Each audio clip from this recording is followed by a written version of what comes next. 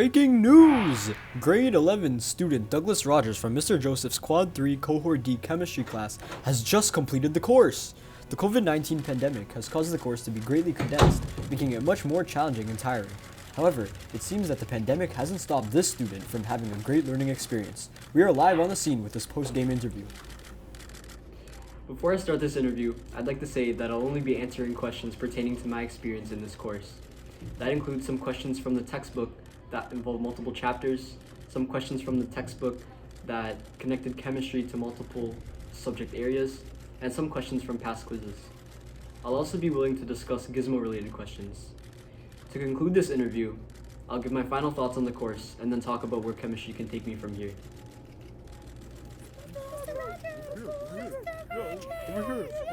Okay, you. There's amazing footage out there of you solving two questions that require knowledge across multiple chapters of this course.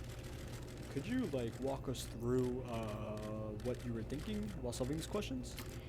Well, of course, by studying and working hard, I was able to pull through and come out on top. If you watch the replay, I'll show you exactly how I did it. So the question reads, potassium carbonate is a primary standard used to standardize a hydrochloric acid solution. 1.00 gram samples of solid potassium carbonate are first dissolved in water to make 100 milliliters of solution. Over several trials, an average of 24.20 milliliters of hydrochloric acid is required to titrate the potassium carbonate solution to a phenolphthalein endpoint. Determine the amount concentration of the hydrochloric acid solution. First, I wrote down all of the given values, which are the mass and volume of potassium carbonate, and the volume of hydrochloric acid solution. What I needed to find was the concentration of the hydrochloric acid solution. Next, I wrote a balanced chemical equation for the reaction. Since this is a neutralization reaction, I knew that water and a salt, which in this case was potassium chloride, had to be the products. There was also carbon dioxide that was produced.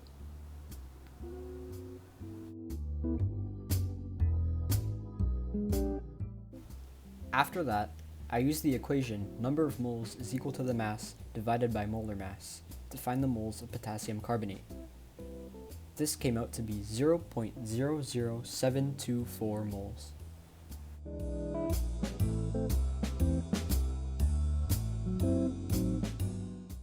Then, by multiplying the moles of potassium carbonate by the mole ratio, I calculated the moles of hydrochloric acid to be 0.01448.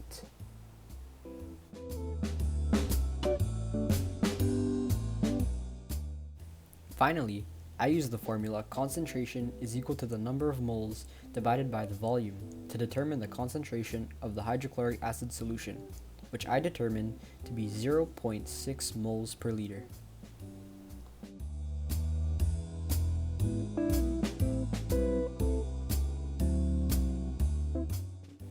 Butane gas undergoes complete combustion with excess oxygen to produce carbon dioxide and water vapor. A. Write the equation for the total combustion of butane. B. Determine the volume of carbon dioxide gas that would be produced by the complete combustion of 5.60 liters of butane. Assume that all gases are at standard temperature and pressure. So for question A, all I did was write out the equation for a complete combustion reaction, which is the fuel plus oxygen results in water vapor and carbon dioxide. Then, I simply balance the equation.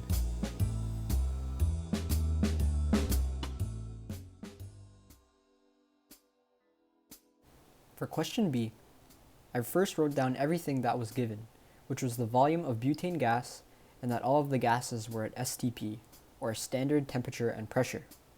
This means that there is a constant temperature of 0 degrees Celsius and a constant pressure of 101.3 kilopascals.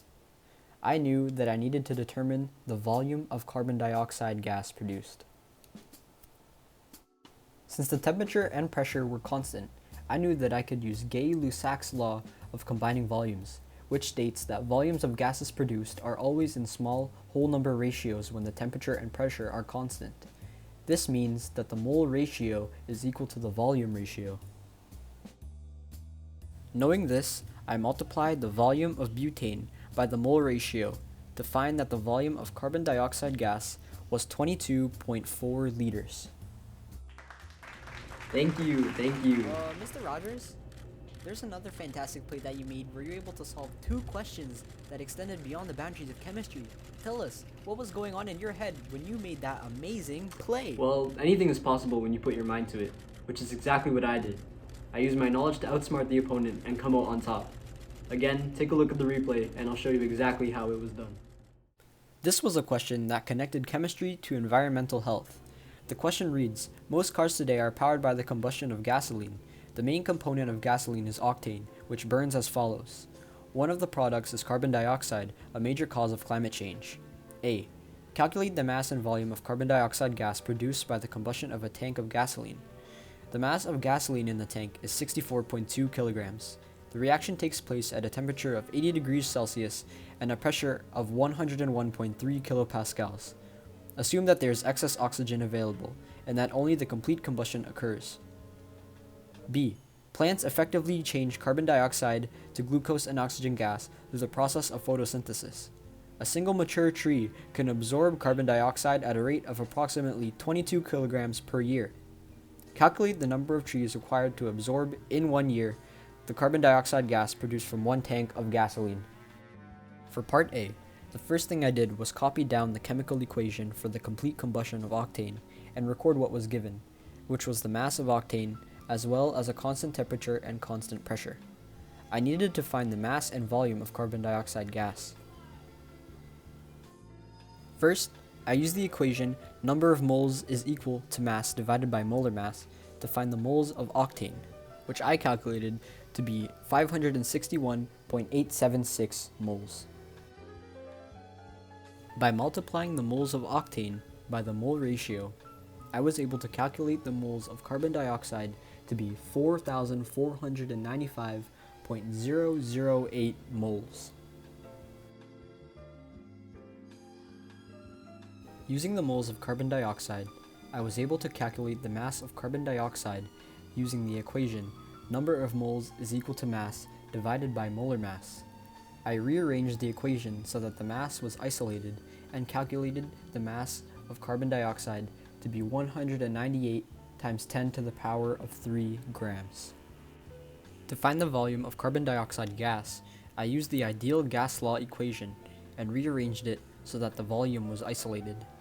I calculated the volume of carbon dioxide gas be 1 times 10 to the power of 5 liters. For part B, I knew that a single tree could absorb 22 kilograms of carbon dioxide per year. I converted this number to grams. Next, I divided the mass of carbon dioxide from part A by this number to discover that it would take 9 trees to absorb, in 1 year, all of the carbon dioxide produced from 1 tank of gasoline. The second question connected chemistry to biology. It reads, photosynthesis is the process by which green plants produce glucose and oxygen from water and carbon dioxide in the presence of sunlight and chlorophyll. Glucose contains 40.0% carbon and 6.67% hydrogen by mass. The remainder of the compound is oxygen. A. What percentage of glucose is oxygen? B. What is the empirical formula of glucose?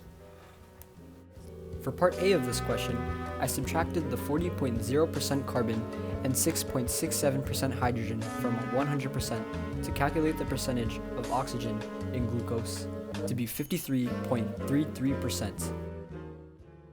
For part B of this question, I first wrote down all of the percentages for each element in glucose.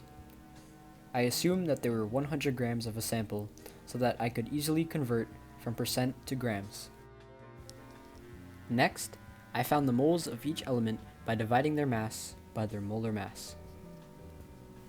Since it was discovered that carbon had the least amount of moles, I divided the moles of each element by the moles of carbon. After calculating this, there was 1 mole of carbon, 1.928 moles of hydrogen, and 1.008 moles of oxygen. Since the moles of hydrogen and oxygen were really close to whole numbers, I rounded them to the nearest whole number to obtain 2 moles and 1 mole, respectively. Using these numbers, I found that the empirical formula for glucose was CH2O. Mr. Rogers, over here. Oh my god, I'm your biggest fan. Well, anyways, there's one question which you solved that came from a test in the third unit. It's a career highlight for you. How did you do it? Well, it was quite simple actually. I'll show you on the replay. This question reads, pure iron can be produced by this reaction between magnetite and hydrogen. If 100.0 grams of magnetite and 100.0 grams of hydrogen are initially present, identify the percent yield if 32.0 grams of iron was actually isolated from the reaction. First, I copied down everything that was given to us, which includes the initial mass of magnetite and hydrogen and the actual yield of iron. Next, I found the moles of each reactant using the equation number of moles is equal to mass divided by molar mass. Then, I multiplied the moles of hydrogen by the mole ratio to determine that magnetite was the limiting reagent, since the product of this multiplication was less than magnetite's calculated moles. I multiplied the moles of magnetite by the mole ratio to find the moles of pure iron, which was 1.29579 moles. I used the equation number of moles is equal to mass divided by molar mass to find the theoretical yield of iron. I rearranged it so that the mass was isolated, and I calculated the theoretical yield to be 72.3659 grams. And finally, I divided the actual yield of iron by the theoretical yield of iron, then multiplied the quotient by 100 to calculate the percentage yield of iron to be 44.2%.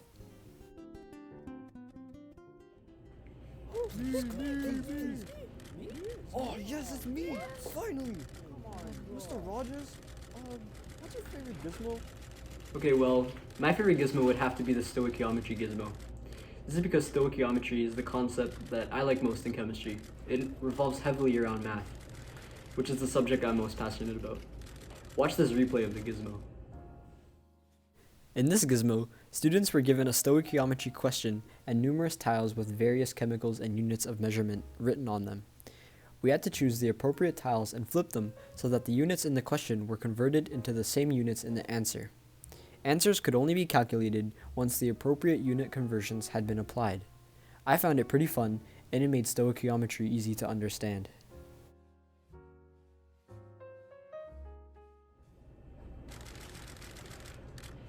Looking back on this course, I would say that it has been an overall positive learning experience.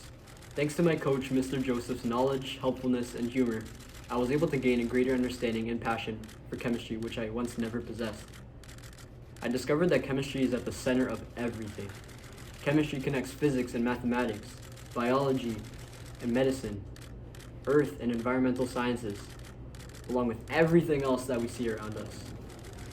And although this course was shorter than in other years, I was still able to significantly expand my knowledge in the field of chemistry.